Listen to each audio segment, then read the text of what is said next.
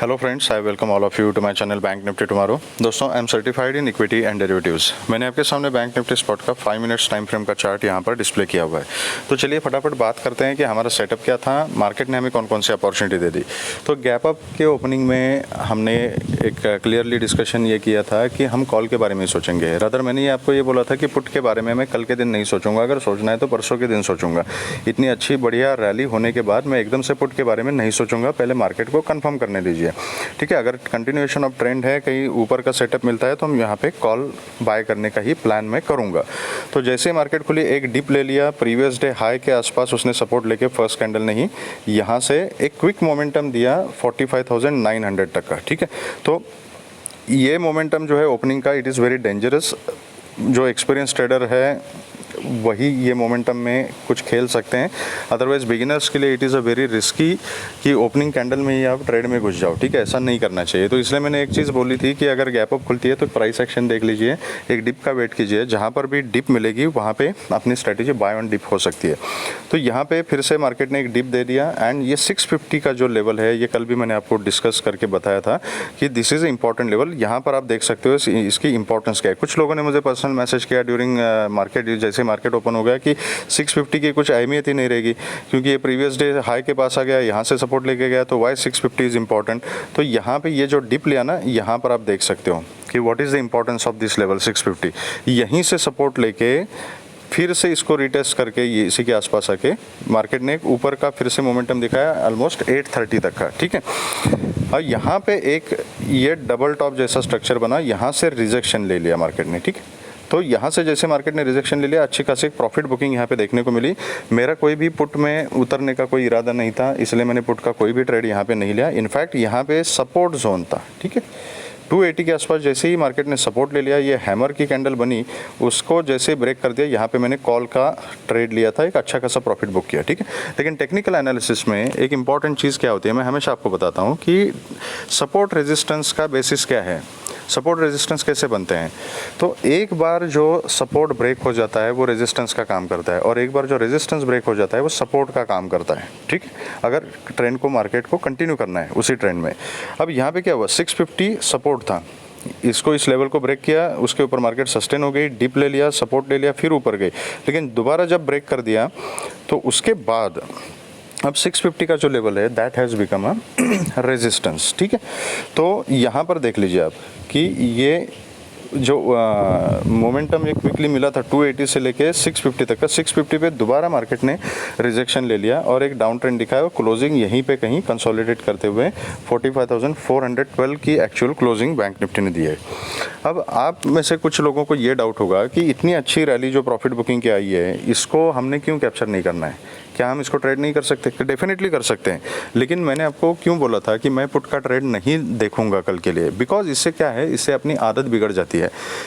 Basically retail trader की mentality ये होती है कि वो बढ़ती हुए मार्केट में रेजिस्टेंस देखता है एंड गिरती हुए मार्केट में सपोर्ट देखता है। इसीलिए ओवरऑल हमारी जो पोजीशन होती है ना, जितने भी लोग लॉस में हैं, ईमानदारी से बताना कि हम लॉस में क्यों हैं, क्योंकि जहाँ पे हमने कॉल लेना था वहाँ पे हम पुट लेके बैठे, जहाँ पे पुट लेना था वहाँ पर हम कॉल लेके बैठे, इसीलिए मार्केट ने हमें लॉस दे दिया। अब ये ऐसा क्यों हुआ, ट्रेड हमारा गलत क्यों हुआ, क्योंकि हम बढ़ती हुई मार्केट में गिरने की बात सोच रहे थे, इसलिए हमने जब कॉल लेना था तब पुट ले लिया। गिरती हुई मार्केट ने, उसमें हमने पुट लेना था, उस समय हम सपोर्ट ढूंढते रहे, हम कॉल के ऊपर कॉल लेते रहे, इसलिए हमारा उसमें भी लॉस हो गया। तो दैट इज़ वाई अगर हम ये माइंडसेट रखेंगे कि आज अच्छी खासी रैली हो चुकी है तो कल अगर गैप अप ओपन हो जाती है तो प्रॉफिट बुकिंग श्योर शॉट आ ही जाएगी।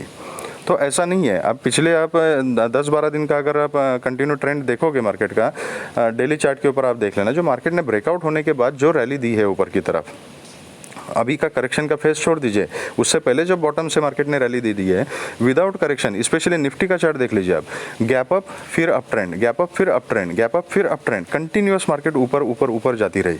अब ऐसे समय पे अगर आप ये मानसिकता रखोगे कि अगर गैप अप ओपन हो जाती है तो प्रॉफिट बुकिंग आ जाएगी, और ये बायस रख के अगर आप पुट की पोजीशन लेते जाओगे तो क्या होगा, लॉस ही होगा ना। इसलिए ट्रेंड के अगेंस्ट नहीं जाना है।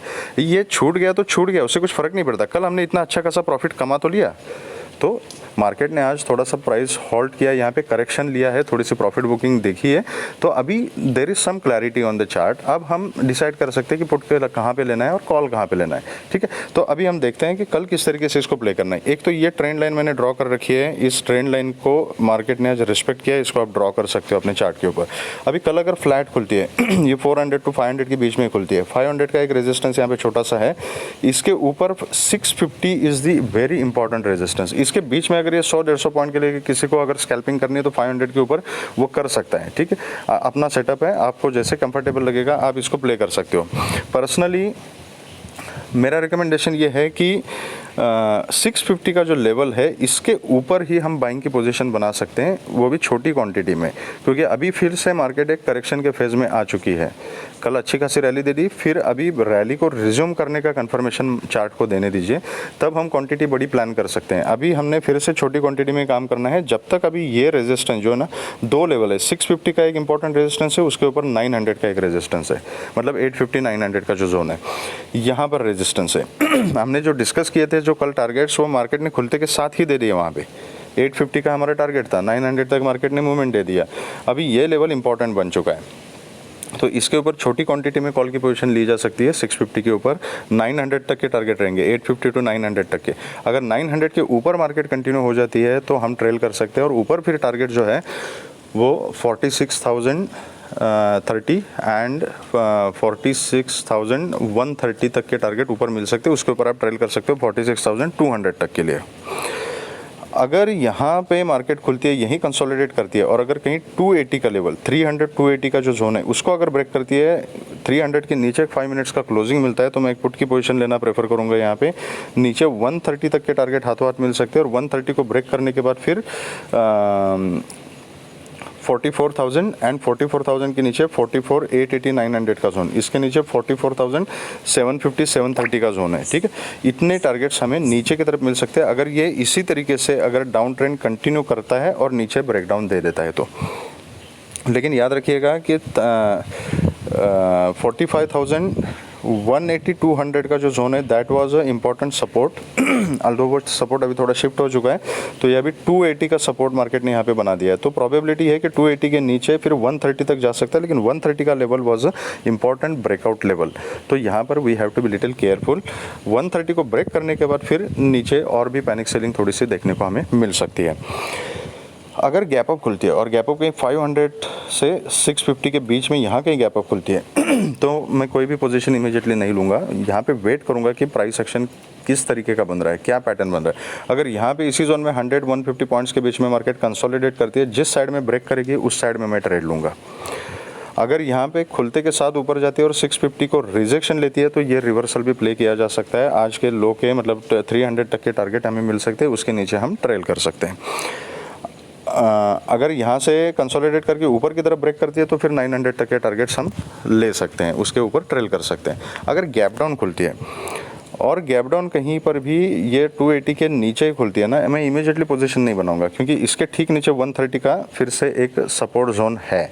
तो एकदम से यहाँ पे अगर फ्लैट खुल के कंसोलिडेट करके अगर फिर 280 को ब्रेक कर रही है तो पुट लेने का कॉन्फिडेंस है। Try to understand this psychology, ठीक है। पुट लेने का वहाँ पे कॉन्फिडेंस आ जाएगा, क्योंकि वहाँ पे एक्यूमुलेशन होने के बाद सेलर्स एक्टिवेट हो जाएंगे। लेकिन अगर खुलती ही गैप डाउन है 280 के नीचे और एकदम से डिप लेती है 130, तो 130 से हो सकता है कि बायर्स पे एक्टिवेट हो सकते हैं। तो मैं इमीडिएटली ना कॉल लूँगा ना पुट लूँगा, I will observe the price action. जिस तरीके का पैटर्न बनेगा, अगर सपोर्ट जैसा कुछ पैटर्न बनता है तो मैं कॉल के बारे में सोचूंगा। अगर यहाँ पे डिप लेके 130 का सपोर्ट लेके ऊपर जाती है, लेकिन फिर से अब 300 के आसपास के रिजेक्शन लेके अगर नीचे वाला पैटर्न बनता है तो then I will go for a put.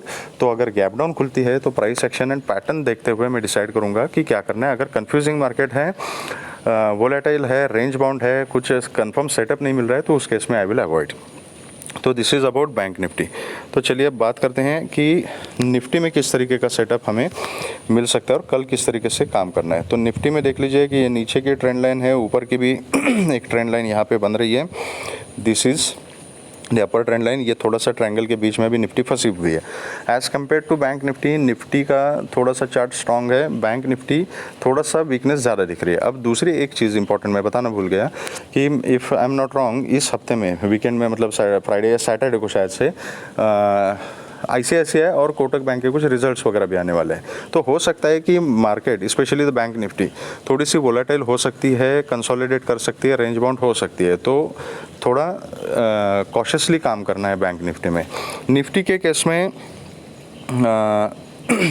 Closing है 19,751 की। ओके, तो यहाँ पर 820 तक के टारगेट्स हमें निफ्टी ने दे दिए हैं। अब कल के लिए इंपॉर्टेंट क्या है, ये 780 का जो लेवल है ना, 780 से 820 ये एक जोन है। 780 के ऊपर अगर निकलती है, फ्लैट खुलती है, 780 के ऊपर अगर निकलती है, छोटी क्वांटिटी में कॉल ट्राई किया जा सकता है, लेकिन याद रखिएगा 820 का लेवल जो है that is a important resistance. तो स्कैल्पिंग अगर करनी है 30-40 पॉइंट के लिए तो स्कैल्पर्स ये मूवमेंट पकड़ने की कोशिश कर सकते हैं। जो सेफ ट्रेडर्स है उनके लिए कंफर्म कॉल का जो ट्रेड बनेगा वो अगर 820 के ऊपर निफ्टी सस्टेन हो जाती है तो फिर वहाँ पर एक कॉल का ट्रेड बन सकता है। फिर उसके ऊपर जो टारगेट्स रहेंगे वो 850, 880 एंड 900, 930 ये टारगेट्स हमें ऊपर की तरफ मिल सकते हैं अगर इसके ऊपर निफ्टी सस्टेन हो जाती है। तो अगर यहाँ से खुल के यहीं पे रिजेक्शन लेती है तो हमें वेट करना पड़ेगा, क्योंकि इसी जोन में ये थोड़ा सा शॉर्ट रेंज बना के ना यहाँ पे रेंज बाउंड हो सकती है। तो यहाँ पे मैं ट्रेड करना इस जोन में मैं अवॉइड करूँगा। ओके, मतलब ये जो 700 से लेके ये जो 750 से 770, 780 ये एक्चुअली 70-80 पॉइंट्स इसके बीच में अगर खेलना है तो रेंज में खेल सकते हैं, but it is very difficult क्योंकि मार्केट वोलेटाइल रहेगी, स्विंग छोटी लेगी, बड़ी लेगी, कितना टारगेट रहेगा, अपना रिस्क रिवॉर्ड कैसे प्लान करना है, it is going to be little difficult. तो जैसा आपको कंफर्टेबल फील होगा उस तरीके से आप इस रेंज को प्ले कर सकते हो।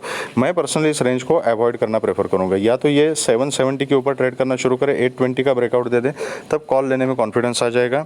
अगर यहाँ से ऊपर जाके 820 के आसपास अगर फिर से दोबारा रिजेक्शन लेती है तो ये रिवर्सल प्ले किया जा सकता है। आज के क्लोजिंग तक के इनिशियल टारगेट्स रहेंगे, नीचे ये एक ट्रेंड लाइन है और उसके नीचे 700। कल भी मैंने आपको बोला था कि 19,700 is a very important level. आज उसके ऊपर निफ्टी ने अपने आप को सस्टेन रखा है। कल अगर ये फ्लैट खुल के नीचे आती है और 700 का लेवल अगर ब्रेक करती है ना तो आई will go for a put. और 700 के नीचे फिर जो है वो हमें 650 और 600 तक के टारगेट्स हमें नीचे की तरफ मिल सकते हैं। 600 के नीचे 550, 530 के लिए हम ट्रेल कर सकते हैं। अगर गैप अप खुलती है और गैप अप कहीं ना कहीं 800 के आसपास ही कहीं खुलती है यहाँ पे, तो आई विल वेट। इमीडिएटली मैं कॉल या पुट कुछ भी नहीं लूँगा। तो यहाँ पे अगर खुलती है, यहाँ पे कुछ कंसोलिडेशन करती है, 40-50 पॉइंट के रेंज बनाती है, तो जिस साइड में रेंज का ब्रेकआउट होगा उस साइड में मैं ट्रेड करूँगा। अगर गैप डाउन खुलती है और 700 के आसपास कहीं खुलती है, यहाँ पर I will see the price action. अगर कोई सपोर्ट का सीन बनता है, कुछ पैटर्न बनता है, तो छोटी क्वांटिटी में मैं कॉल लूँगा with a very strict stop loss. अगर 700 को ब्रेक करती है निफ्टी तो definitely I will go for a put. तो this will be our setup for tomorrow. Live market में अगर जो भी कुछ इंपॉर्टेंट अपडेट्स होंगे, लेवल्स होंगे, वो मैं अपने व्हाट्सअप ग्रुप पे बता दूंगा, वहाँ पे शेयर कर दूंगा। उसका लिंक मैंने अपने डिस्क्रिप्शन बॉक्स में दिया हुआ है, वहाँ से आप जुड़ सकते हो। अगर आपको वीडियो पसंद आया है तो please hit the like button, subscribe the channel and share the video with the maximum people so that all will be benefited. Thank you very much friends and all the very best.